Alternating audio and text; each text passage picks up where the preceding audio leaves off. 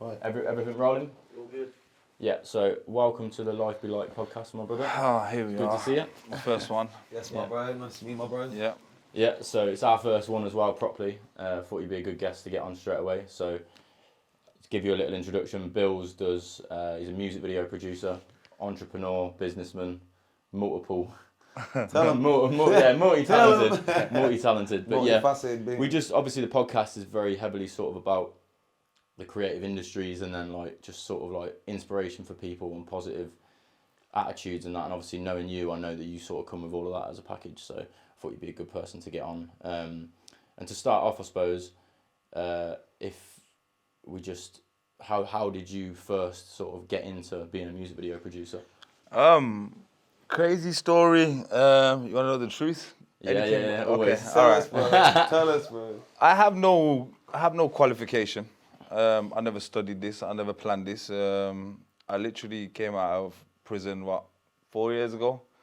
Decided to go straight. Hanging around with one of my pals. Well, my partner in music video solutions, Jordan. I don't know if you've met him. He's not on the scene too much anymore. He's doing other things a bit. But met Jordan. He was a man that was known for cars. So was I.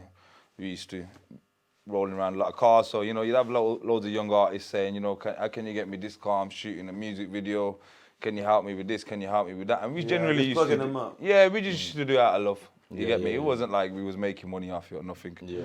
Anyway, came out, went to a video shoot where a guy, I can't remember his name now, but he booked a few Rolls Royces, went down there. My first music video I've ever really went to and tried to like direct or do anything. But like I said, I never even planned it. I just went there, nobody knew what they was doing. The artist was rolling a spliff in the corner. The models were over there looking pretty, looking in the mirror and doing all that sort of stuff. The cars were there. I'm looking at the watch and I'm like, I've got to drop the car off in an hour.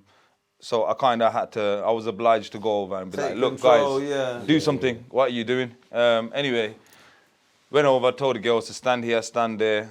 Told the artist, look, stand there. Did the first shot. The cameraman wasn't really a director. He was a newbie. He was just, you know, he didn't really know what he didn't want to go over to the artist because it was a bit intimidating as well. And he did go over and try and ask him, and they just like, you know, rolling this split. And he just got a bit intimidated. So I said, all right, I'll set the whole thing up anyway. They shot the video.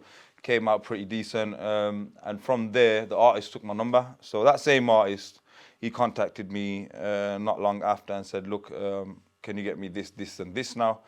But this time he's not only asking for a car, he's asking for models and he's asking for this and he's asking for that. Same way the models took my number as well. It was just in general. It had something happen. Can we do a photo shoot with one of your Rolls Royces? I said, look, it's not mine. At that time, I'm not going to lie, I didn't have nothing to my name. She goes, can I do a shoot with one of your Rolls Royces? I said, it's not mine, it's one of my pals. I'll ask him and maybe we can set something up. And then from there, the artist phoned me, set up his next shoot, phoned the same models, said, have you got any friends, you know, you could bring along, he wants more models. They came along, did another shoot with them. The models phoned me, set up a photo shoot for them. We had to drive the car to a studio. They just stood around, took pictures for the portfolio and the agency and whatnot. And then from there, I thought, you know what, maybe I could do this full time. So I had a little bit of little bit of a brainwave. But I've always been like that. If I feel like see an opportunity there. An opportunity, I'm on it. If it works, it works. It don't work. Anybody that knows me knows I'm an opportunist. And then from there, like I said, I posted it on my socials. A few other guys contacted me, started to think I'm in the game now, because you know. That's how it happens, isn't it? Music Video Solutions. That's how it happened. I was like, what shall I call it? Music Video Solutions. Perfect name. I like that name. I've always liked that name. As soon as I seen it, someone showed it me like before we'd even met. They said there's this guy in Birmingham who's making like noise at the moment. I think it was a guy called Amar. I don't know if you know. Amar. He's a videographer himself. He's a good friend of mine. He's sound is. He was telling me about it. And he said, like, oh yeah, take a look at these guys. He's someone to know in the music game and that. And I had a look through your page, and I just remember as soon as I read the name, I was like, that is spot on. Because in the same way. It is what you do. Yeah, and you don't want to, you know, like how stressful shoots are. Like you just said, you turn up. The majority of people can't handle shoots, like the stress involved with shoots. And you need results as well. So if people are just messing around, they're not used to just cracking on. And you need to get all that together. And if you can get that from one place, that's your solution straight away. That's where the name came from. I didn't want, like, I could have called it Ace Productions or, you know, some other stuff. But you know then it's like you have to explain who you are and what you are. I just wanted people to read the name. This is what he does. All right, let's go on there. You simplify their lives. That's the thing. So it's a simple, it's a straightforward. Yeah, so from there, basically, that's how it started. Started getting calls, phone calls. Can you get me this? Can you get me that? And then it just went absolutely crazy. Obviously, I'm rolling around in heavy cars. I never used to drive. I used to have cars, but it was always weddings, birthdays, or in my you know, I'm feeling bored today to go and hire a Lamborghini out and whatever. But I never really had heavy links in the industry. That's where my pal Jordan came into it. My partner, he was already heavily in the chauffeuring game, and he'd been doing this shit for 15 years. You know, credit to Jordan. And he just brought me in, basically introduced me to quite a few rental companies, and it became a thing where I would build a relationship with everybody, and you know, they took a liking to me, basically. At that time, it was during lockdown as well. They weren't really getting much bookings, so you know, there's no weddings happening, there's no functions happening, cars ain't going out.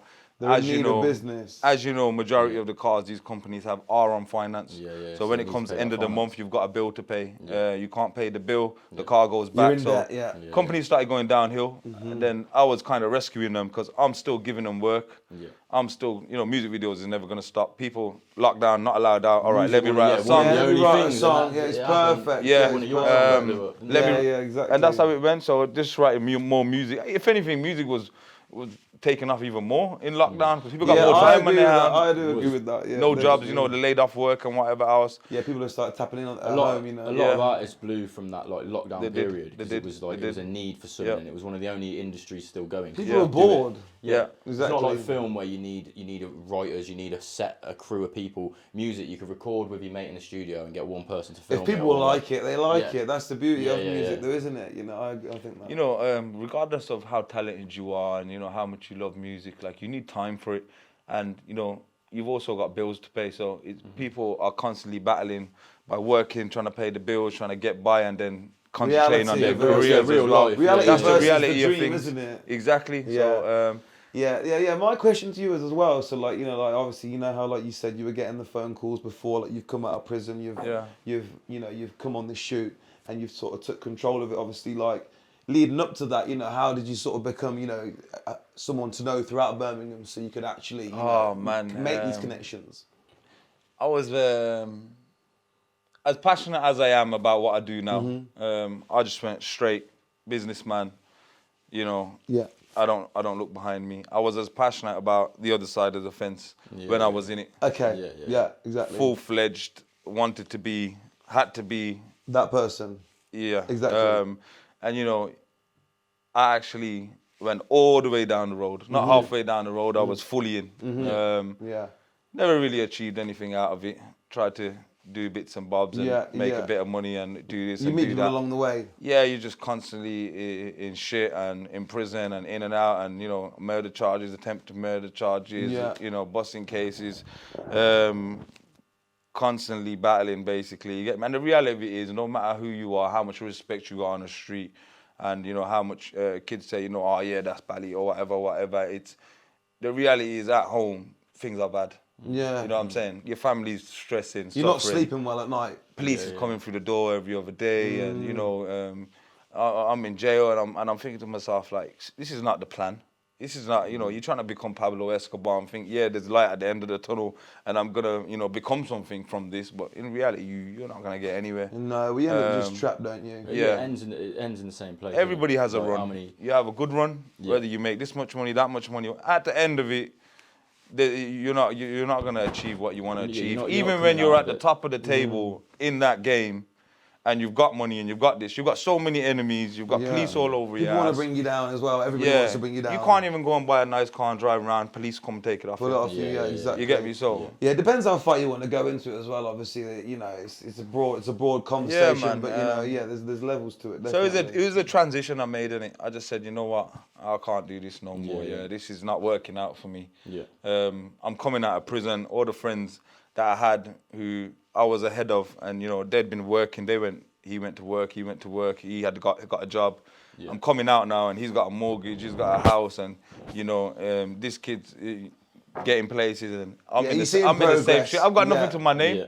I've got a dirty cash lying around. That's all I've got. All right, I can go spend it in a shop, buy nice clothes, buy a car, whatever. In reality, I can't do anything with that money. So, when I started to see them get ahead of me, that motivated me to say, you know what, okay, I need to bring myself up now. So that's why I decided to go and change. And, anybody who knows me from my past, you must know what I did in it. Yeah. Big up. I literally cut off a big network. I had a very, very big network. You have to grow, don't you? You have to either, you're either going to go with them or you're going to go on your own path. Exactly that, bro. We've said that. Exactly that. Even friends I was close with, you do stuff with that, it may seem a bit weird, but, you go through so much shit with, you go through prison with, you go through charges, you go and do dirt together. And, even them guys, I phoned them, I said, bro, you can't call me like that anymore, man. I love you to bits, but we can't have them conversations. You can't call me like that anymore. Not. And I'm not in it no more. You get me? Sometimes you got to be all in or all out. And if you're a little bit in, you still get caught up in some shit. I was still in the grave. I was still in it. To be honest, I said that. I tried to do it, but I failed because I was still in it. It wasn't. I'll say it's easy as that. It's not as easy as that. You can't just cut off people because they're also your friends. And it's been your whole life. That's exactly. That's the thing. You know what I'm saying? When things get hard, you're only going to resort back to what you know best. And I kept doing it. I kept going back to that. It's that safety net, isn't it? What you're used to is it almost becomes like part of your DNA. Do you know what I mean? Yeah, bro. It's like you don't know anything else, bro. Yeah, when you're in that moment where you revert back to it's purely what you know. You're going to go back to that. Exactly that, bro. And then back to the music. I started getting some weird approaches. Guy asked me for a bloody midget stripper. Bro, I've been asked. Did you get it? Oh my God, did you get it? You funnily got that midget. Funnily enough, I did some research. The first place you go is Google. You try and find midget stripper. Yeah, it was hilarious. I've been asked for some midget weird stripper stuff. near me. Yeah, there was one in Holland. We flew her over from Holland. Managed to get her. He paid the money, bro. What happened to that? It wasn't even a music video. It was actually a YouTube video. I can't remember the video. I'll show you the video. I'll tell you the link later. But it was actually a YouTube video the guy was doing. And he wanted to do a prank where he sets his mate up with a date, and then this midget stripper walks in, that's how it happened. Anyway, so fair play, man. It's gotta be done. All sorts, bro. Guns. Can you get me a gun? Can you get me a? Can you get me a motorbike? Can you get me? I don't know. Just for everyone, Bill said no to the gun. Yeah. And from there, I was just thinking, to be honest, bro, I can get anything. I can get anything. Really and truly, you go on Google, you Google it, you're gonna find it. Yeah. You put your percentage, you put your commission on top. Yeah. And it's like drop shipping, isn't it? That's all it was, bro. Then slowly. Somebody hires a mansion. I go to the mansion. You don't meet the agent. You meet the homeowner. Yeah. You get me? So it's like, they take a liking to you. You tell them, look, we've got public liability insurance. We're covered up to £2 million. If we break your, I don't know, £10,000 table. It's sorted. Don't worry. Exactly. As long as you show them the paperwork, right? Yeah, well, it's got to be verified, isn't it? I'm not gonna lie. My scar didn't work for me too much. It doesn't matter. Everyone's got a pass. They'd always, I don't know if you can see it, but they'd always be like, this guy's a bit. I remember you saying that to me about the chauffeuring thing when you were saying for the arc, and you were like, I turn up in my Rolls Royce. It works sometimes. It doesn't work sometimes. I don't know. Girls like it. When you get some street guys and some rappers, they see you and they're like, this guy looks cool, It works. It works some ways, but then on a professional level, it doesn't work. Yeah.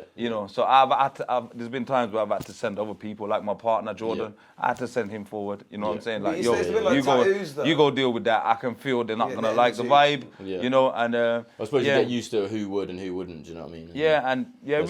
We just found our feet in the industry there, bro, and then it just completely took off, bro, man. Every day, bro, every other day, I'm in Lamborghinis, Ferraris, going to that video shoot, meeting this rapper, meeting that rapper, and it's got bigger and bigger and bigger, and before you know it, I'm dealing with mainstream rappers now who are paying big money, and you're not even dealing with the rappers, you're dealing with their labels. Then you got places like Sony and stuff contacting me, we're shooting a movie. I think image goes hand in hand with that though, bro, because if I was to be perfectly honest, like, you know, while we're on the topic of like rap music, like, you know, like that rap music and that image does go hand in hand, you know what I mean? It isn't all like, rap music isn't that sort of soft side of life, it wasn't birthed from that soft side of life, so it's like, it wasn't. It can work in your favour, that sort of image, you know, because it is a real... it's one of the only industries that you can keep a street image to an extent, even like as silly as it is, I'll go to work in trackies every day. Do you know what I mean? I have turned up to certain shoots where I'm shooting for a business or something, and it's a little bit more like, oh shit, I should have dressed a little bit different, and then you sort of think in your head actually. But in general, as the music side of things, is one of them industries that does keep that street level. Well, it is street elements to it. Look you know what I mean? Because the rappers are like that. They're famous gangsters. Half of the managers are like that because they're basically the rappers' mates who just come along with them. Like it's only when you get to the higher up in the labels that it starts to be sort of like preppy. A bit more like corporate. I found that if you've studied business, if you've gone down the professional level, you can run a business without being the face of it, without showing your face. And majority of these, you know, just say for instance, Holiday Inn and you know, these companies that you see, you don't know who owns them. They just run. You know what I'm saying? With me, it was, I only knew so much, bro. I could only do so much. So I had to become the face of the business. So people would rather be like, yeah, I know this guy, he can get me this car, he can get me this. He's the plug, he's the plug. And that built my reputation in the industry. You get me? My face was known everywhere I was going, like, it switches, doesn't it? You know what I mean? Now you said like exactly. So now it is Billz. Yeah, now it is Billz. Yeah, basically. For the right reasons. Yeah, I turn up to video shoots and it's the same videographers. We've worked with him before. We've worked with him before. We've worked with him, and it kind of works for me. It's a small community as well. So like, once like you're saying, once you have worked for a few different places and you're recognisable, all of a sudden you're throughout the whole community. It's a small industry. But I started doing international shoots. I had guys fly me over.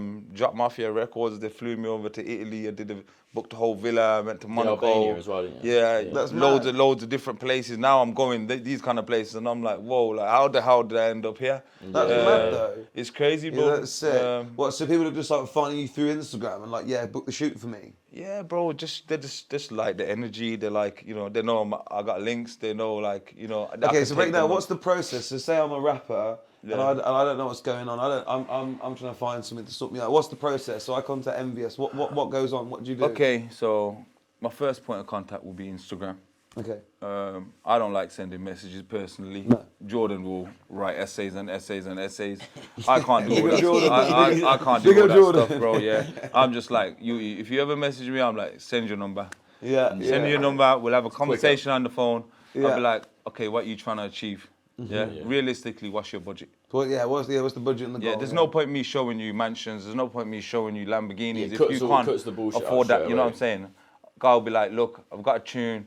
It's about a girl. You know, I want it to be a bit intimate, whatever. I said, okay, what's your budget? He'll be like, all right, I'm working around $5,000. I'll be like, all right, cool, safe. This is what we can do for this. This is what we can do for this. I'm gonna charge an agency fee. So I would charge, you know, like a 20% agency fee. Let's not go through the rigmarole. No. I was talking about the process. But that's how it would work. So I'd plug everything. I'd do everything. I'd do all the organising. Of course. Even when it comes to the video day, you know, if you've booked models for 4 o'clock and the car turns up at 5 o'clock, the models are gone by 5 o'clock. The car turns up. It's pointless because you wanted the models to be with the cars.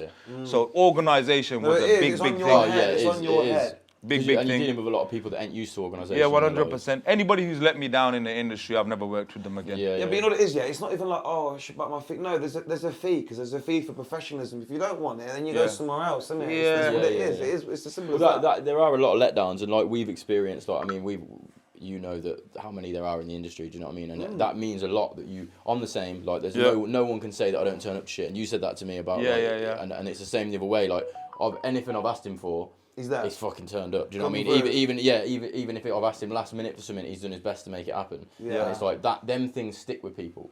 So like, it's quality, even if you didn't build a relationship, say we'd only worked together once and that had happened, I'd still remember that. So like when I needed somebody, you remember that person came through. Exactly. But that's what happens when you put your work above money in it. You build relationships. I know if I phone somebody and say, bro, listen, I know you got a booking on this car. Yeah, guys asked for a specific baby blue Rolls Royce or whatever. Yeah. Please, I need it. Yeah. He will go out his way, tell the customer, listen, don't pick it up at 4 o'clock, pick it up at 6 o'clock and give me the car. Yeah. That's what he would do for respect, me. Though, isn't it? You know what I'm saying? Respect. And that's where I worked. You get me? It worked for me because I realized, I have that imprint on people. I have that power, you know what I'm saying, where I could do that. Yeah. So I'd help you. And to be honest, from the life that I came from, doing this was enjoyable for me. Because before this, if you can imagine what I was into and what I was doing, there's nothing nice about it, bro. Anybody who glamorizes that lifestyle, bro, but you're full of shit. The same level of enjoyment. From, you're making shit happen. You almost are plugging it. You always hear about rappers always saying, "Oh, I'll switch from the trap to this," because it's that sort of same kind of work ethic. You know what I mean? Yeah. So it's like. But a work ethic with positive outcomes. Yeah, so you've transmuted it. Bad energy to good. If you're living in that way, you ain't going to be feeling positive at the end of the day. Yeah. Whereas, like you're saying, from this, you finished a day. How much from shoots? People don't know until they've been on shoots, and you both know this. How many times someone who hasn't been on a shoot before comes to a shoot and you see their face enjoy everything, and afterwards they're like, "That was amazing." I'm like, "I told you." They're a celebrity for that. For them 2, 3, 4, 5, 6 hours.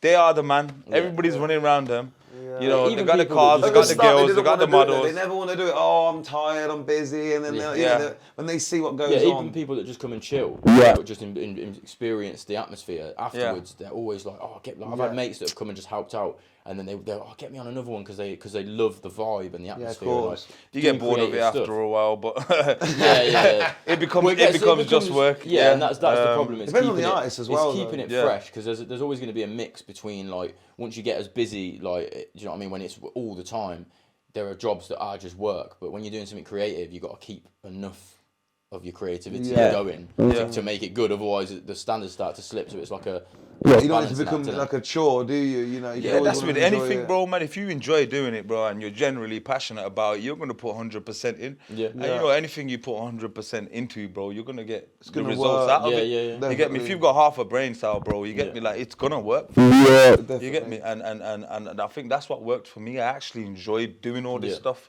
Well, that sort of leads into the next. I wanted to talk to you a little bit about sort of the passion side of things, because do you think that having something that you're passionate about, it impacts all of your life? Do you know what I mean? You can, it sort of makes you more positive or happy in all areas of your life. I don't know if you found that. As well. Bro, I went from my parents, my people, friends, getting calls. He's locked up again. He's done this again. Police are after him again. He's done a shooting. Police are gonna clear the house out, whatever. I went from them kind of calls to now they're getting, your son's doing this now, isn't he? I seen him on this, I seen him on that. So that was like, whoa, I'm coming home, and my dad's like, you making a bit of noise out there, ain't ya? I went to see my friend and he was saying this, and then they phoned him, said, he does music, can you help his son out, can you help him out? So it impacted my life in a positive way. Well, you know what, I can get used to this. Yeah, man. You know what I'm saying? And making people proud. That's what it was for me, you get me? My sister, she's played a big part in my life as well, bro, and she's always had faith in me, bro. She's always said, look, you're better than these guys. What are you doing hanging around with them? Whatever. I'm not trying to knock my old friends. I've got enough love for them, and you know what, it is what it is. Well, you were stuck in the same position. That's the thing. I've had people in my life. There was a similar thing with me where I made a shift. It was either go down a road I didn't want to go down, or change. And there's a certain point of probably some people that are cut off along the way. Some people are kept. Yeah. But then people that are cut off, it ain't that I think bad of them. It's the fact that I was them. Yeah, they're just no good. I didn't want to carry on being that, and I had it in me.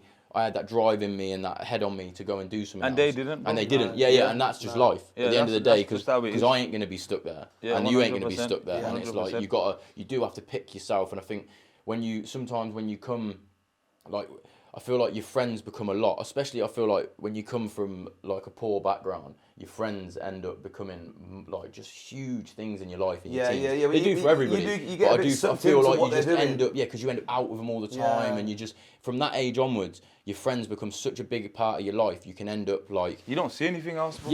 That's years. Every man is your teacher. Every person that came into my life taught me something. Whether it was a lesson that I wish I never learned or what, they taught me something. And, you know, you just carried on learning, okay, this.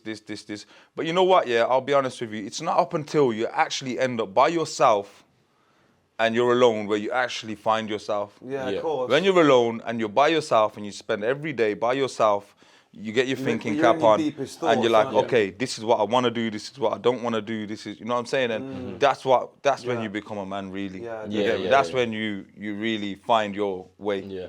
It takes time, I agree with that. It does, bro. It's hard, bro, at times. I've been in places where I thought, you know what the fuck do I do now? I've got this to do, I've got that to do, you know. He's driving this car, he's driving that car, I want to be like him. You know, you're constantly confused. You know what it is, bro? Pressure makes diamonds, isn't it? So it's like, the more pressure that you're under, innit? Yeah, like, constant pressure, bro. If you can handle that, then you're only going to become more successful. If you're in your comfort zone, bro, and you know everything's going well, you're never going to grow, bro. You're never going to grow. If you're, as soon as you feel comfortable, you're actually going backwards, because everybody else is uncomfortable and they're going up. So like, once you get forward, you know, you should be comfortable with that process of moving forward, though, because it is a painful process. Always constantly evolving, but that's the thing. People get scared of that constant change. 100. You have to be at ease with the constant process of always becoming a better person, because it isn't always pleasant. It isn't always pleasant. Bro, at the hardest times of my life, bro, I've put my head down, and I've gone to work, block everything out. Yeah. At times I don't see my family. At times I don't see nobody. Nobody will see me. I'm in and I'm out and I'm gone. Living there, moved here, moved there, you know, and I've looked up one day and I've like, okay, I've had a hard 6 months, I've had a hard year, and that's when I've made the most progress. You look back, that's when I've made the most progress. I've done well here. It's not when I'm chilling and I'm enjoying life and whatever. I'm looking back 6 months later, like, what have I done in the past 6 months? You've had your head down. Well, when it's like that, when you feel like you can't really work out what you've done, you've probably gone a bit backwards. Do you know what I mean? Exactly that, bro. You and start you have to put yourself in them situations. You have to keep throwing yourself in the deep end. You know, even like, just say something as simple as gym. Everybody goes to the gym. You know, it's not up until you really, really, really go hard where you get the results, and that's the same with everything else, bro. You know, you have to keep, because you get used to your routine. You do, bro. Look at yourself in 6 months and you're like, hang on a minute, I've lost a little bit, and it's because you got used to what you were doing, and you started doing the same thing over and over again. You can't want instant results, though, can you? Though it takes time to build on anything. Nothing comes easy, bro. No. Nothing comes easy. Rome wasn't built in a day, you know. Classic. All that sort of stuff. Exactly. For some people, it probably does, bro. Certain people I know, bro. Overnight, they've become superstars, bro. Overnight, their looks change, their lives change, and you know. But then I feel like I'm glad that I've done things in the way of it's been a hard road, or I've had to work for it, because like I look at them people and I just think, well, what if something goes wrong and they're not equipped to deal with something going wrong? Do you know what I mean? If you just got given it, if I got given it at 18, I would not be equipped for it to be taken away. You don't have the tools. And then at some point in your life, you're gonna be faced with the fact you ain't grown as a person. You grow, like you said, when you face yourself, when you're alone and you have them thoughts. And if you've just always had everything and life's been easy and chilling, or you blew up when you were 18 or whatever, you're never going to have actually like work on yourself, sort of thing, and you're going to end up being 40 or 45 and then having a midlife crisis or freaking out. Do you know what I mean? Bro, right now, I have some real rich friends around me. I know some rich people, the contacts and everything. And the richest people that I know are the most miserablest, loneliest. And guess what? Now they're up there, now they're at the top. You know what they turn around and say? I enjoyed the journey. The grind. Enjoy getting up there. Yeah. Once you're there, you're comfortable, and it goes back to that complacent, because then what you're striving for again. Exactly. You feel like where's the actual drive and gone? that's where people forget, bro. People get demotivated because it gets hard and it gets this, and you know, I don't know, man. I just like a challenge, bro. You get me? I like going through the shit. I like proving people wrong, you're dredging bro. through it, and it's character building. It's what I was going to say earlier. I saw something on another podcast actually, but it was basically talking about like, you know, like if you inherit money.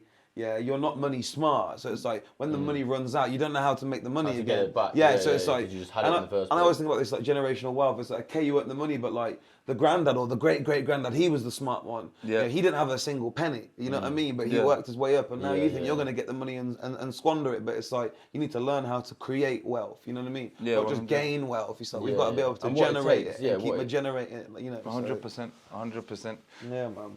No, it's interesting stuff, but you know. We're all out here just trying to make it work. That's what we're here today. That's what it is, bro, man. So everybody's got their own lane, bro. Some people have the drive, some people have the motivation, and some people don't, bro. Life's all about choices. You're either gonna make it happen or you're going to sit and watch it happen, you know. You're either going to be one of the two, bro. Yeah. You know, and I'm somebody, you know, and I'm sure you're somebody who just can't sit there and not make progress. You can't sit there and watch life go by. I'm getting older. We look rotting every day. I'm losing hair. Like, where's the progress? You know what I'm saying? Like, you only have one life, bro. Let's be serious. You only have one life. Literally talk about this on a daily basis. You know? I'll ring him. I'll just be like, I'm dying. That's what I'm just like nothing's happening today, and I'm another day down. Yeah, you know what I mean? Yeah, 100%. I think it's good to speak to a lot of older people as well. You know, with nowadays everybody's arrogant. Everybody thinks they know it all. You know, I've never been like that. I've always sat, listened. Yeah, even if a man has no money to offer me, even if a man has, you know, even if he's a bum, I will still sit there and listen to his knowledge. You have experiences. Exactly, bro. Yeah. And they all tell you the same thing, the old folk, you know. Don't rush, slow down. Yeah. Do what you're doing now. When you get to my age, it's health problems, it's this, it's that. You know, you got one foot in the grave. Like, as soon as you get to a certain age, bro, you know, money doesn't mean anything, bro. You know what I'm saying? So you have to, this is your time, bro. From 15, 14, and even younger now, kids are starting their careers. You know, this is your time. You either make it happen or you don't make it happen. And, you know, it's, like I said, it's all about choices, isn't it? You either got it or you ain't, bro. Well, I feel like at the age that we all are, like, you're 29. I'm 30 now, bro. You're 30, I turn 30 in like a month, and he's 29. 28. So like I'm 28. You just turned 29. 29. Bro, I don't know how old I am. 29, you lunatic. Bro. You turned 29 or something. Yeah, you're the same. 28. Fucking lunatic. 28. Yeah, so we're all that age, and it's like the end of your 20s, definitely like that second half of your 20s and into your 30s, I feel like you do change your perspective a little bit, and you start to see things differently like that, and you start to take the wisdom in other people and their experiences and how they can help you. But like, I definitely feel like that, like you were saying, there's a lot of people that are arrogant and they don't think that there's that wealth of knowledge, like, but there is. Do you know what I mean? And you see that in the young kids. They always think something that people owe them something. You know what I mean? You think the world owes you something, but really, what have you put in? You know, it's like you get out what you put in. So the examples are all around you, bro. And you know, everybody's an example around you, bro. I'm just saying, my uncles, the blueprints are there. They're there, bro. Everybody knows what you need to do. Don't act like you don't know what you need to do. You know what you need to do. Are you gonna do it or are you not gonna do it? That's what it comes down to. You're really messing about. Stop fucking about. Stop messing about. I'm sick of it. You know, I'm sick of it. Women, the drugs will stop you. Women will stop. Women is a big thing. Women will stop the relationships you get in. That's how I stopped playing basketball. First basketball training session I ever missed was to meet a bird. Before that, I was like, asked my family. I'd be talking like, I'd go into school an hour early to play basketball. I'd play on my break, lunch, get home. The first thing I'd do, go out and play basketball, and then in came women. Done. Gone. Yeah. Whoa. And that was the end of that. Here we go. To find good women now, it's hard as well. I'm not gonna lie. Like, women just see Instagram, they see money, and you know, they weigh you up, and that's the people's morals are completely changed. It's not like how it cold used to world, be, bro. it is what you know, so you can't let these things distract you, bro. Yeah. You have to concentrate on yourself. Man. You have to, you know, think, you know what, I'm priority. You know, okay, I want to go and do this. Okay, I want to go and do that, but you know. Is that really that's gonna slow you down? Is it gonna further you? Yeah, you need it's not, bro. You get me? Well, it's not always about doing what you want, isn't it? Though? Yeah, you know, what you want isn't always what you should be having. What you need. Yeah, you can't. What you want, what you need. You can't always be entertaining all the pleasures of life, and like we were saying earlier, like the low class pleasures. Yeah, like the grueling task is the one where really, like you said, the progress is made. You know, so like the times when you were most lit, it might have been fun, but not a lot happened. It's gone in like 4 hours, and you're hanging the next day. Yeah, when you're out there grafting out, you know, writing out some emails or whatever you say, it's delayed gratification. Exactly. You don't get the gratification, and that's what they reckon. A big problem with like what poor people struggle with is because you haven't had nothing, that you want like instant gratification to make like life feel a little better. Yeah, like exactly. They put bookies in poor areas because people want to, you know what I mean, distractions from things. And they said, if you can master delayed gratification, so I'm going to do all this now for this thing that's further down the road, that's where you get, it's like an investment, that's where you start to make money and you change your situation. Hold the vision, trust the process. Well, it's the same, That's how it is, bro. It is. Yeah, 100%, I fully agree with that. 100%. We got, we had a few people message in things that they wanted us to ask, so I'm just going to have a little look. See what people said. Yeah. So we had, make sure they're all appropriate. All PC. Fire away, bro. I ain't hiding anything. So they said, we know everything now. One person said, obviously now artists reach out to them, but what was the best method to reach out before? So that's to you, I suppose. Okay. I don't know. Oh yeah, so basically before how, yeah. So I suppose what would have gone on, back in the day before Instagram? How would you have secured this work? Before Instagram, it was leaflets, it was word of mouth, and word of mouth, I guess that's how business used to work. You open a pizza shop, you leaflet the whole area, everybody finds out you got a pizza shop. And how now it's good pizza, exactly. Now it's you don't get the leaflets through the door. So Instagram and paid promotion ads. So you have to get with the times as well. You can't work old school in a new school world. Yeah, so, definitely. You see them people that are struggling. Look at Blockbuster to move. Gone. Yeah. Well, I did a bit of work with someone before, and they had this guy working there, and he was like doing their videos, and he refused to like use a drone. He wouldn't film in 4K. He didn't do these things. And I was like, you do know your camera shoots in 4K? Yeah. Oh no, he's come up with all these reasons why it wouldn't work. Yeah, it was like, no, you're just afraid. Basically, you learnt 1080p. You didn't use a drone and all these things. So he wanted it the same way as when he came up. Yeah. It's like, mate, you ain't growing. You're literally a dinosaur. You're gone. You're terrible. You're not gonna progress. No one's gonna call you for work. Yeah, you're shit, mate. Get out. No one's gonna call you for work. Even as an artist, though, a lot of these kids, they want this car, that car, this car, but then they ask, how much do you charge for a cameraman? So they're willing to spend 10 grand, 5 grand with me. On cars, Some people spend more, But when it comes to a cameraman, but I know someone who charges $350. Saying the cameraman that I use, £850, £1,000.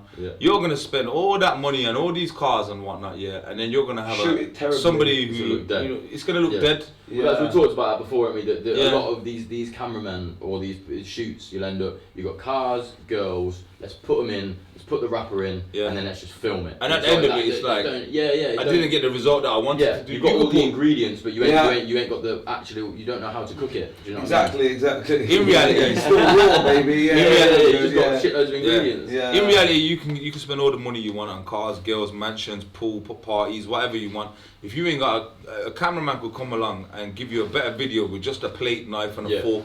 Well, you already know that. Hence why me and you got on because I said, yo, this guy has got some serious vision. This guy brings his own to the table. It's not me telling him what to do. You ain't just turning it with a camera. Sometimes I'm trying to explain and then it's like an ego thing where they think, Billz is telling us, I'm the cameraman, I know better. It wasn't that. It's just, bro, I'm trying to show you that I've worked with loads of different cameramen. You can see there's an incompetence there. You understand? I'll be honest, bro, after I started working with you, I couldn't work with anybody again, bro. You know what I'm trying to say? It's like, I'm not joking, bro. I couldn't work with anybody again because it's like, bro, you like don't see, you like not listening. You like think I'm trying to attack your credibility. I'm trying to attack your talent. I'm not, bro. I'm just showing you, yo, the guy that I've been working with. It's an insecurity, isn't it? Yeah, bro. You're not secure in their own talent. Yeah, if they're not secure in their own work and their own talent, it's like they'll be projecting that onto you, and then you coming in and actually knowing what you're on about. They're like, fucking, do you know what I mean? But then they like to be told like basically like your work shit. Because I get it at work because I run my own business. You know what I mean? But like when you sort of have to speak to colleagues and you have to sort of pull people up on the way that like they're working,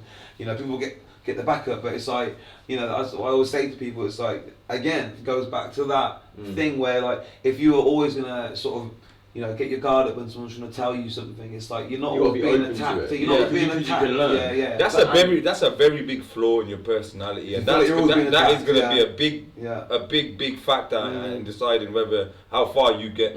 If you can take criticism, and you can listen to somebody like me, as big as I am, and whoever I am, and however I am, somebody as small as who has nothing can still give me advice, and I'll be like, you know what, he's speaking some sort of sense. Because you take the time to listen. You get me? So you should never think you're better than anybody. You should never think this, and you should never think that, bro. Ego and you realize how much that was gonna work for your life in every aspect. I think people are obsessed with status, though, isn't it? People like the idea. People like the idea that like they're high class and high profile, but it's not, because like when I had the most amount of money, I wasn't the happiest. Like when I've had the least amount of money and I'm in a place that I enjoy with the right people, that's when I'm the happiest. Exactly. I'm not thinking about what's in my account. Regardless of how much is in. Regardless of how much in my account in that specific moment, that's not my main thought, isn't it? So exactly that. It's the moments, isn't it? That's what I've learned.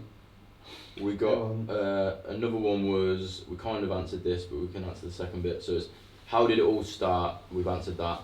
at what point did you realise you could really make something out of it? So was there a point where you sort of looked at it as, this is enjoyable, but actually this could turn big, or like, do you know what I mean, could be my main thing? Yeah, when the paper came in. Yeah. When you start putting your little drink on it, standard. Yeah, to be honest, I had a little drink on it but not the first shoot that I went to.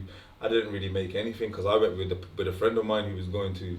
You just linked it up. Yeah. After that, the next one I did, I had my drink on it. So I said, bro, I've made a few calls and made money. What am I doing? Running up in gaffs and doing this and doing that, and trying to be a drug dealer and doing this. What the fuck is all this? Yeah. And I made decent money, barely that £1,500, bro, just to make enough a couple of phone calls. So I thought, you know what? Yeah, this could work. Yeah. Imagine I got bigger and bigger and bigger, and obviously the music industry is one thing, but when you get into the movie industry, it's like the budgets are crazy, you know, and that's where I'm trying to get into now, where they give you a list and be like, we need this over the next 6 months.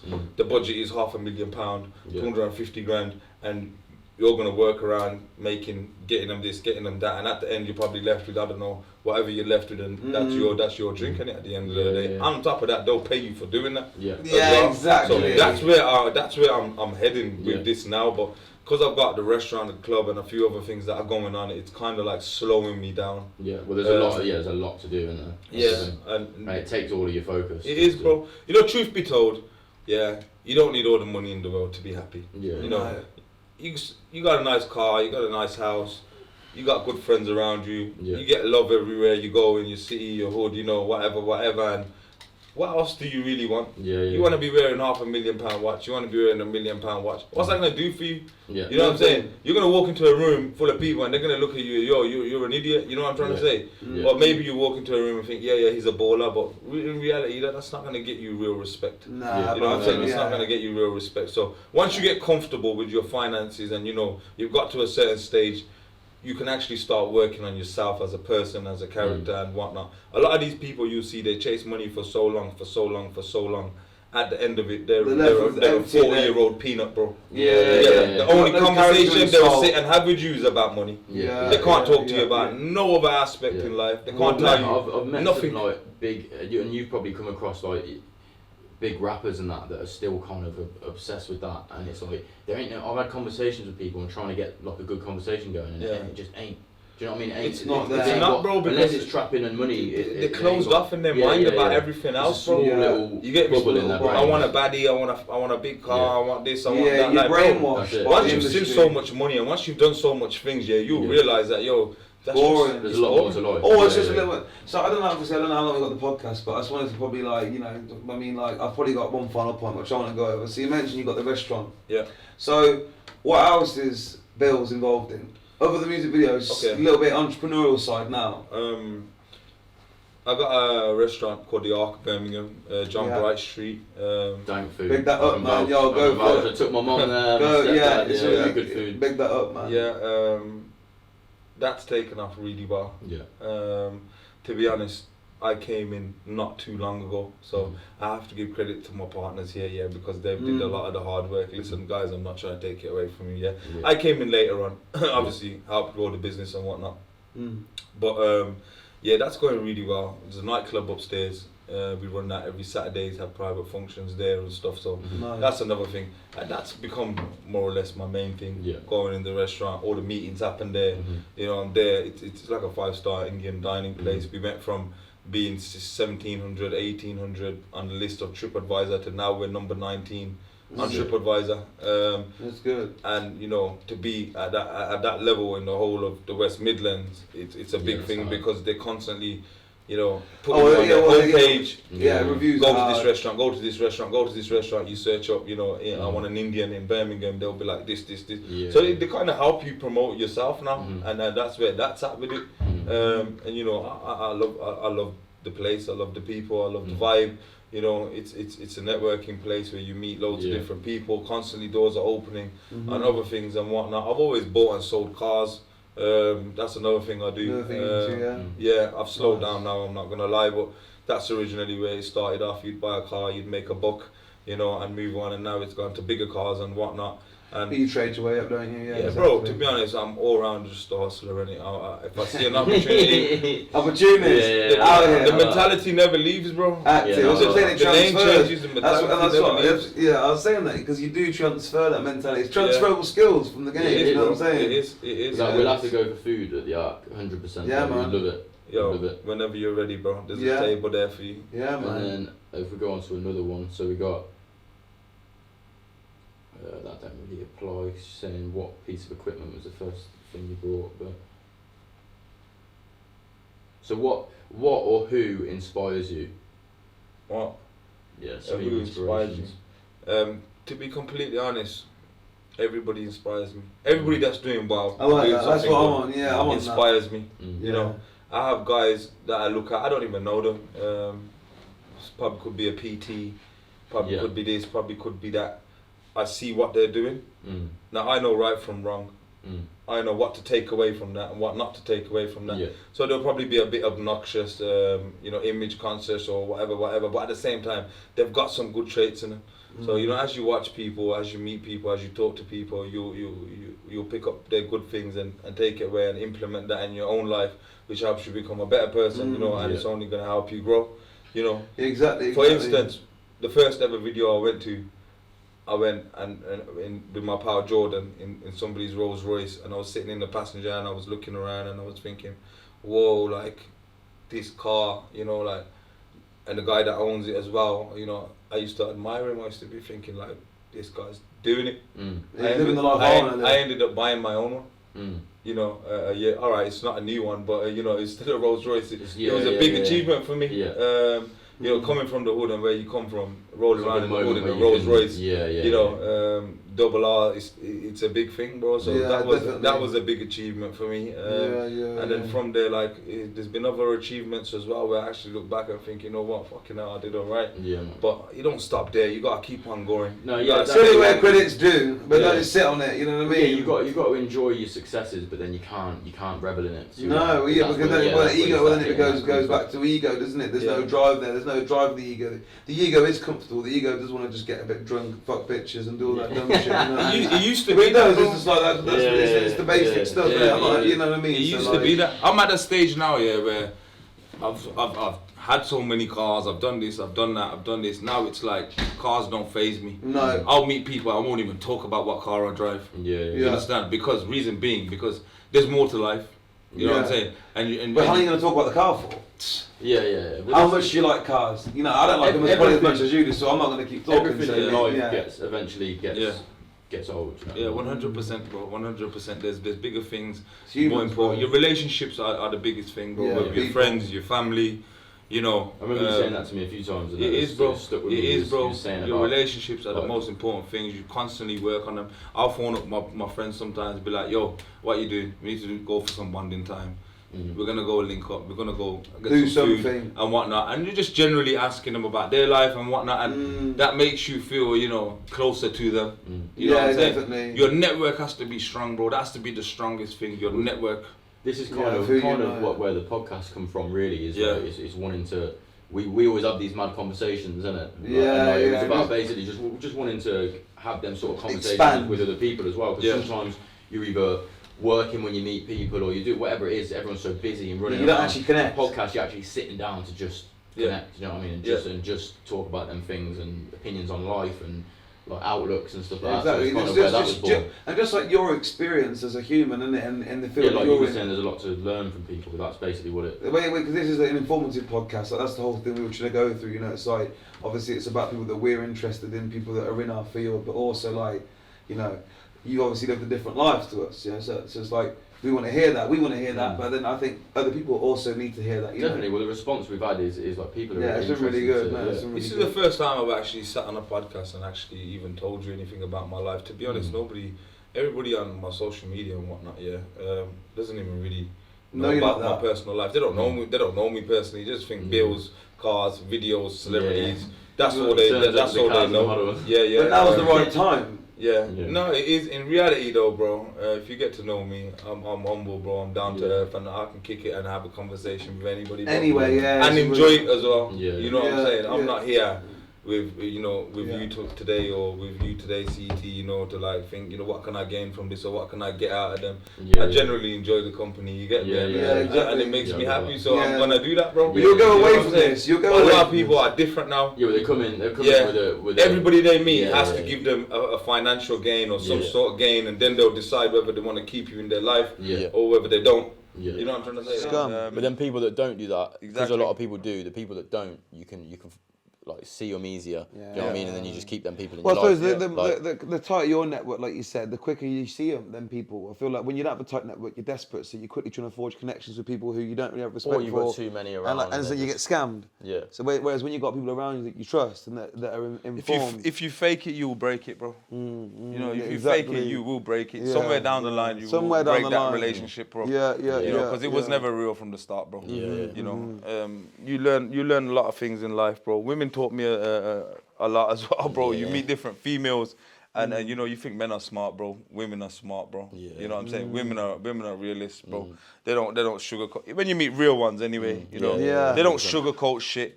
They don't, they've been through guys, bro. They've seen guys, bro. They've seen different type of guys, bro. And they have when you get to start speaking to them on certain levels where they get to actually open up to you and tell you how they really feel, you'll realize that okay, she thinks this about this guy, she thinks that about that guy. What does she think about me? It's self-reflection, isn't it? Okay, I need to sort this out. I need to sort that out. You get me? And it makes you a better person. Lots to learn there as well. You know what I'm saying? It's a mirror, isn't it? It's like people holding a mirror up to you. Well, a great partner should be a mirror.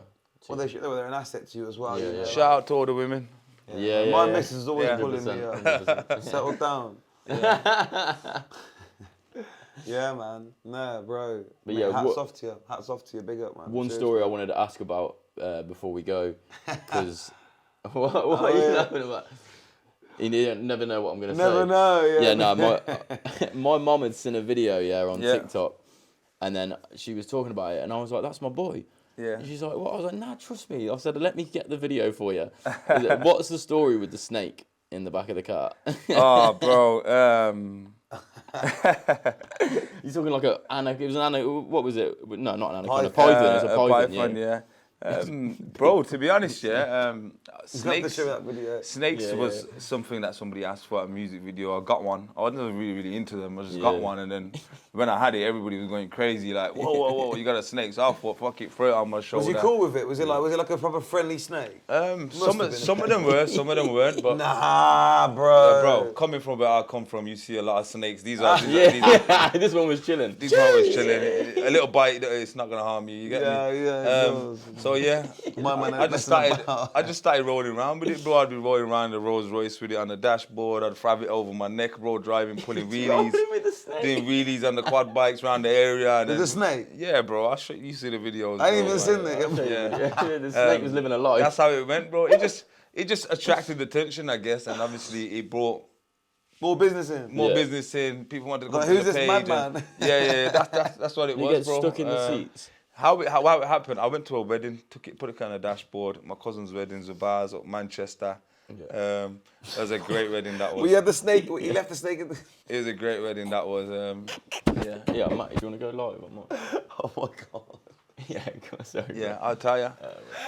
So took it up to the wedding. Everybody at the wedding, I'd started surrounding, taking pictures, all the kids excited, as you can imagine. You were living it! You were living excited! Whoa, I got a python. Left it in the car, came back, it disappeared. So everybody at this point thought it was lost in the hole somewhere, so everybody was searching under the tables, like constantly on edge, you know what I'm saying? And then, I knew it was in the car somewhere, I just didn't know where it was in the car. Drove back with it, thinking, what the fuck? And then a week had gone by, 2 weeks had gone by, and I'm thinking, look, now it's gonna die in there. I thought it would pop back up or whatever. It never popped back up. So I just tore the whole Rolls Royce apart, ripped out the seats, everything, found it in like the bottom under the seat. Yeah, because they can survive for like ages without food. I've got the video when I found it. So when I found it, I was yanking on it, pulling on it, and it just coiled up. It didn't want to come out. And then by the time I got it, I was like, you had a hard time, you have, you know. I'm gonna set you free. Python in his Rolls Royce. Yeah. I was like, you know what? In your Rolls Royce. In your Rolls Royce. Oh my God! He didn't lose the Python in his Fiesta. He lost it in his Rolls Royce. Yeah, so that's some G shit. I just said I felt sorry for it. I thought I'm gonna set it free. So I walked across the road, put it in the tree, went to sleep. Bro. Woke up in the morning. There's armed police with guns out. The whole road's blocked off. They've blocked off the road. They got the guns out. BBC News is there with their cameras and. What? Because there's a python been released. Yeah. There's a python in a tree, bro. Imagine you going down the street, you see a fucking python in the tree. You're not gonna be like, oh, Bill's mates just chilling in the tree. Yeah, you just be like, nah, this is some fucking. Call the local zoo. Yeah, Jumanji. Fucking. Yeah. The Rock turns up. It's just. It's not something that you hear about every day, and so I guess it caught people's attention, bro.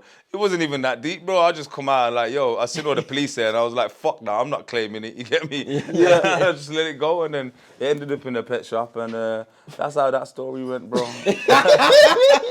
That's how that story went. Yo, that's one of the best stories I've ever heard in my life. And that is its perfect. I didn't even know. Yeah, I didn't even know. It's a 1966 1-1, bro.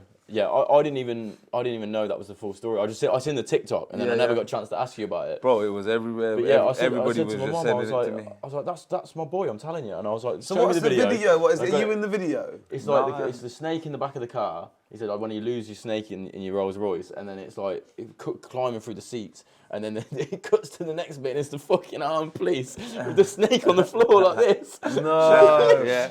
Honestly. Yeah. It was like a full hostage situation. That is nuts. That is nuts. Well, the snake got let free, and you got relieved of the snake. And bro, I could tell you some crazier stories than that. I don't know if it's fit for the camera. No, but go on, what you got? I don't know, bro. It's just these things just happen, bro. I don't plan them, bro. You get me?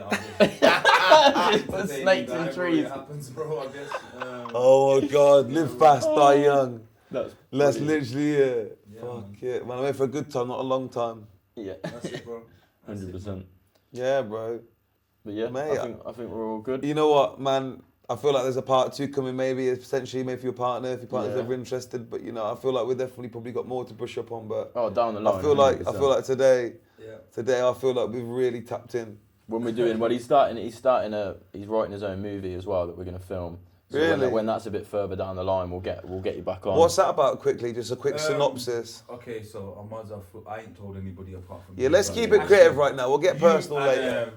One more person. Yeah. From Bradford. Yeah. Tell you that about another time. But I ain't told nobody about this, but there's a movie called Birmingham, yeah? It's just gonna, I feel like with the movies that have come out recently, there's been one called One Day. Yeah. Where it shows the black community, the gang culture and whatnot. As time's gone on now, it's everybody's in the gang culture. Yeah. You've got Afghans, you've got, Asians, definitely has a big change. Albanians. Yeah. Everybody's got their own little patch. I'm a guy who's involved with every single person. Yeah. So I know the elbows, I know this, I know that, I know everybody. Mm-hmm. I want to make a movie called Birmingham showing everyone. Yeah, man. I like that. And a bit of diversity. So I'm going to be showing a lot of shit that hasn't been seen before. I've got the links to obviously all the cars, the rental guys, everybody wants to be a part of it. You got the perfect setup, really. Like the underground car scene as well, you're saying. Underground car scene is another one that we're doing, like a Fast and Furious scene. Gonna get hopefully these 4 guys involved. I've got a couple mates who are into their cars. They're gonna be arranging that. But yeah, I'm just bringing my whole network, my whole life, everything I've built now. I'm bringing it all together and making it into a movie. But me being the main character. Obviously, I love that. Man's got to be a bit of a storyline, but at the same time, everything I'm showing is real. Yeah. You're gonna act. You're gonna be the main character. I'm gonna attempt to act, bro.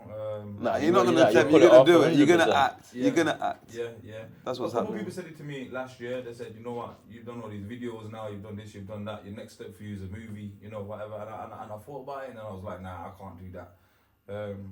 But yeah, I can. 100%. I'm gassed for it, bro. I'm gassed for it. Yeah. But That's I'm lit. just pulling out everything out of the hat, bro. Everything. Don't stop. Yeah. the money, obviously, it's not cheap shooting a movie. You know about how expensive it can get shooting a decent budget music video. You get me 20 grand, 30 grand. And you go to a full movie. You know, and to go for a full movie, bro, it's going to be costing some serious money. I'm independently funding the movie myself, so I ain't got no help from nothing. Well, maybe we could look into that later down the line, you know what I mean? Because if it's a project that really does start to take shape. Well, once we were talking about, we're going to film a scene. Yeah. So we've got a blueprint of this is the standard we can get it to. No, I believe and then approach different people. I believe we could definitely get funding because there's quite a few people I know that are like, you know, like probably within different circles in Birmingham. You know, you're definitely gonna be in it. Bro, listen, man, CT's a character. Yeah, man, bro, I'm all in, bro. So I'm keen. It's gonna be sick, bro. Trust me, it's gonna be sick, bro. The shit that I've set up after you get so much experience doing music videos and whatnot. You know what catches the eye. You know what people are interested in. You know what I'm saying? I feel like I'm ready for it now. On top of that, I've got the club, I've got the restaurant, so that's gonna play. You've already got venues. You've got. I'm gonna be the Asian ghost. Yeah. I think the Asian ghost. Yeah, I think you know. I mean, bro, just talk about your life, man. I mean, if you're the main character, be your movie. You know what I mean? No one's gonna be more authentic than yourself. So I don't want to expose too much about my. You don't need life, to though. So I'm gonna write a story about a guy who goes through some shit. Well, it's already written, to be honest. Yeah.